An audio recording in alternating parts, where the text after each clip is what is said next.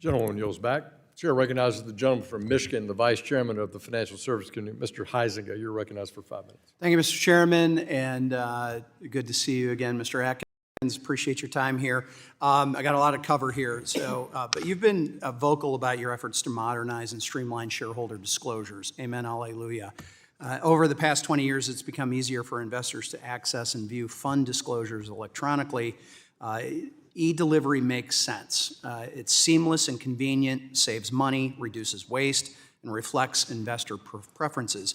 SEC action on this subject would bring fund disclosures in line with similar e-delivery changes that have been made by the IRS and FINRA just this year, the Department of Labor in 2020, the Social Security Administration in 2016, and the federal retirement system known as the Federal Thrift Savings Plan, the TSP, did that in 2003, over 20 years ago. So we are subject to that, actually.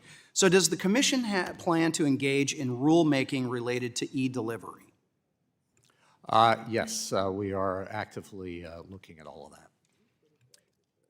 Well, I'd be remiss if I didn't mention that Congress has now moved my bipartisan e-delivery bill, Improving Disclosure for Investors Act, twice now through the House, and there's broad support for this issue. So I'd encourage you to continue on with that. Yeah, I've instructed the staff to work on that. Well, thank you. All right. Moving on to another favorite subject of mine, the PCAOB, the Public Company Accounting Oversight Board. As you know, I've advocated for years that the PCAOB should be folded into the SEC. Given the politicization of the board over the years, I think this makes sense. Under the Biden administration, the PCAOB issued prescriptive rules that imposed high compliance costs while its budget increased at a rate significantly faster of that of your own SEC, with annual salaries of board members exceeding $500,000. I was glad to see that the SEC recently approved the PCAOB's budget, totaling $362.1 million, which is a 9.4% decrease from the prior year, including a 52% and a 42% reduction in the chairman's and the other board members' compensation, respectively. I know that a new board has been recently appointed. What plans do you have that will further streamline the PCAOB? Thank you for that. Yesterday, actually, I swore in the new chairman and new members of the board. So looking forward to their work. They are well steeped in what it takes and should take to do audits and oversee that. So I'm have a lot of confidence in them. So we will be working with them very closely to try to work on their. Right. Well, I look forward to hearing more about the plans how to streamline that. I've got about 2 minutes left. I want to briefly touch on the SEC climate disclosure rule. As Oversight Chairman last Congress, I spent a considerable amount of time trying to understand how and why the SEC finalized this overreaching rule. There was litigation. Then the rule was voluntarily paused by Chairman Gensler.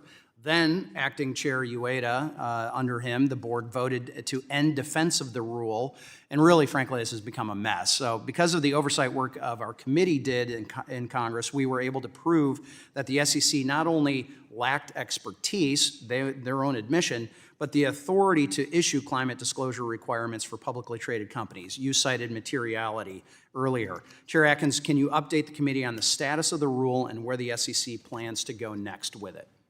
Well, thank you. The rule is stayed, you're right, and it's before the 8th Circuit, and so the circuit has sent us a couple of letters, and so we are actively considering our next steps. So, but let's suffice to say that we'll be guided by materiality as a standard of how we approach this issue. Okay, I'd like to explore that more maybe at another time.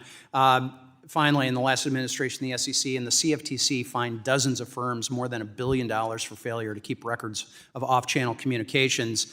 Let me remind you, last year it came to light that the SEC's IT department had supposedly inadvertently deleted a large swath of former SEC Chair Gary Gensler's text messages. Oops. So do you have plans to propose updated common sense record-keeping rules that would give firms clear and reasonable guidance with what records they need to keep? Yeah, we are definitely working on that. I've instructed the staff to do that. The crazy quilt of different standards for different types of market participants that like broker-dealers, advisors. Gentleman's time has Credit expired. rating agencies. So we're working on that. Thank you. And I will have one more question in writing to submit. That I yield. Gentleman yields back.